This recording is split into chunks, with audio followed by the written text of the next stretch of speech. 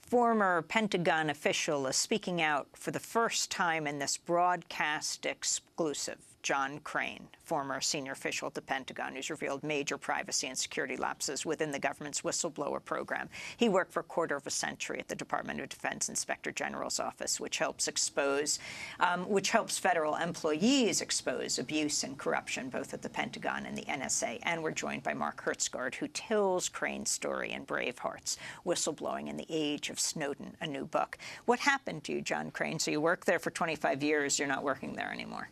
Yes. I was summoned into Miss Holbrook's office, and I was simply walked out of the building. The Pentagon Inspector General. Pentagon Inspector General building. It was not a surprising occurrence. When was this? This was in February 2013. That since I was responsible for the overall whistleblowing program, that within the Inspector General's office, we had various whistleblowers stepping forward. And they had concerns regarding the audit function. They had concerns the way that we investigated reprisal investigations. And they had contacted Congress.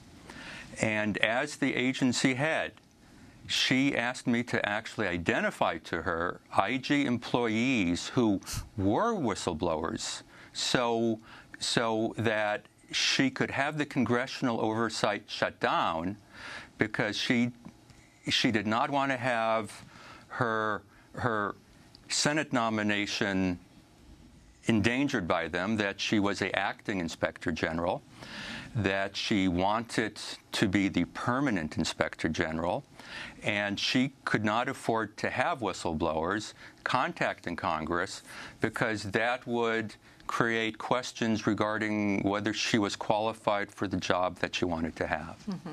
So you were walked out. I was walked out. You were fired. Physically walked out. What gave you the courage to speak out? Talk about your family. Civil society is very important, and in any large society, that there is a compact between the governed and those who govern them. And there needs to be transparency, and that there needs to be accountability. And should you have the wrong balance, should you have an executive out of control, that can simply compromise everyone's rights. And in the Germany after World War I, when you have lots of unemployed soldiers with a grievance following very talented sociopaths, you can have a really explosive combination, and that was Nazi Germany. My father served under the Weimar Republic, and that was the liberal German Republic. Your grandfather. After the First World War, that he was actually based down in Munich. He was in charged to monitor radical elements. And when Hitler tried to seize power for the first time, Hitler tried to use force. And then in the 1923 beer hall putsch, Hitler tried to seize the whole Bavarian government. Hitler walked into the beer hall and fired a gun into the ceiling, saying that he was taking control. My grandfather stepped in front of him, saying, "Mr. Hitler, this way you will never control Germany." And then Hitler simply put his gun down, went to the front, captured the whole senior leadership. My grandfather then helped to have the actual counter-coup established, put down Hitler's uprising, and then he was a trial. Then he was a witness at the trial for the government that, of course, put him in jail. And what happened to your grandfather? My grandfather, of course, wasn't a fascist. That in 1933, when Mr. Hitler seized power, that he resigned, but he wasn't allowed to resign. He was very active with the anti-fascist resistance. That my uncle was killed in Poland in 1939, and one of his friends was a young officer called Graf Klaus Schenk von Stauffenberg. He was the man who actually put the suitcase beside Hitler in 1944 to have Hitler killed. And so he was a family friend. And the issue is within any society, how does a person channel simply principled civil dissent within a Nazi dictatorship? That, of course, violence. Within the system we have here, because it is a constitutional democracy, principled dissent needs to be channeled through the whistleblower system, because that will help senior management also seeing levels down. Do you want your old job back within the Pentagon's Inspector General office, being in charge of protection of whistleblowers?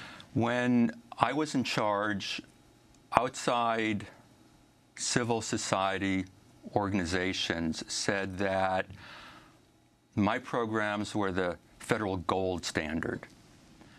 That is not the case anymore.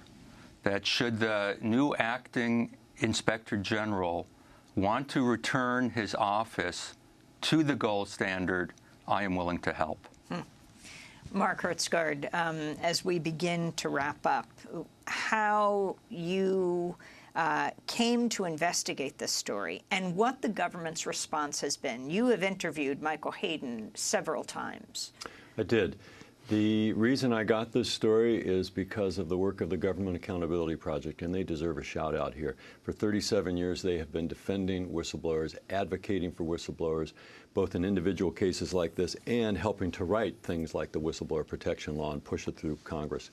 They represented legally Edward Snowden, John Crane, Tom Drake, and a whole range of other whistleblowers. And one of the things I say in the book is that while this is a very dramatic story, we need to understand as citizens, and this is what John Crane is saying here, we absolutely depend as a democracy on whistleblowers. We've got to know that they can come forward. Because when whistleblowers come forward, whether it's Daniel Ellsberg or John Crane or Edward Snowden or Jeffrey Wiegand, who blew the whistle on how big tobacco was lying about nicotine in our cigarettes. Whistleblowers can make wars end.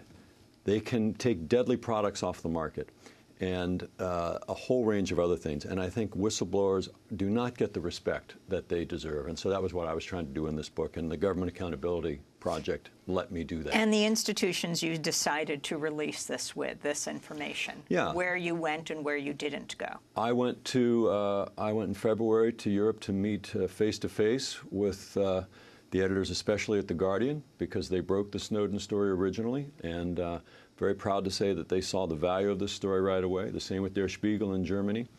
And I chose them precisely because they were outside of the United States.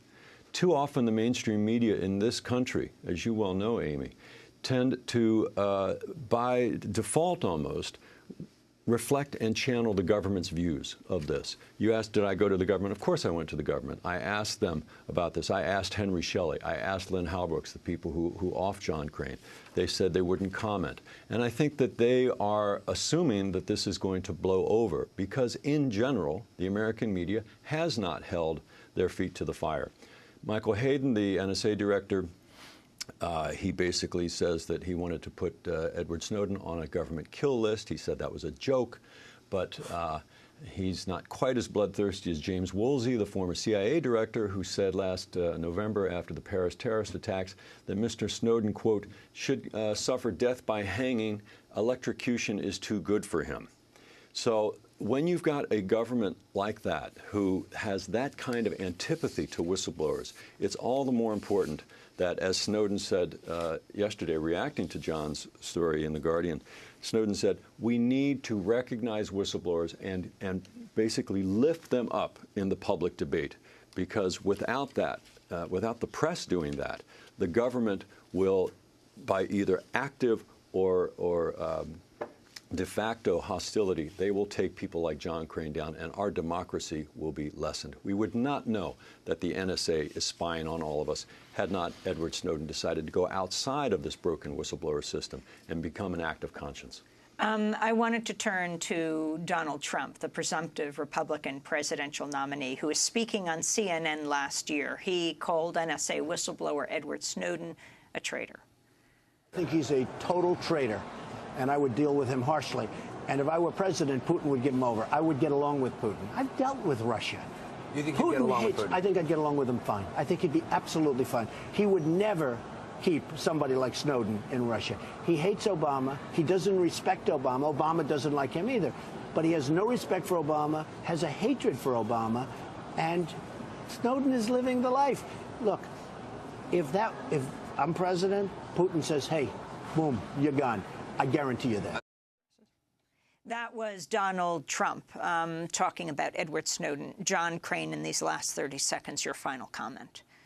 Regarding whistleblowing, that civil society, the Office of the Special Counsel, and the Congress in the most recent defense authorization bill under Chairman McCain independently have all reached the same conclusion regarding the whistleblowing system within the IG, and their message to Secretary Ashton Carter is, Houston, we have a problem.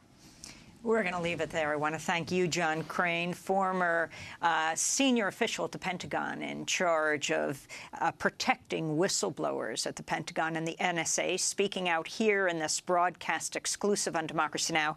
And Mark Hertsgaard, congratulations on your new book, Bravehearts, Whistleblowing in the Age of Snowden. That does it for today's show. I'll be at the Philadelphia Free Library today at 1901 Vine Street at noon, speaking, and tomorrow evening, Tuesday, at the Brooklyn Historical Society on Pierpont. Happy birthday to Mike DeFilippo. I'm Amy Goodman. Thanks so much for joining us.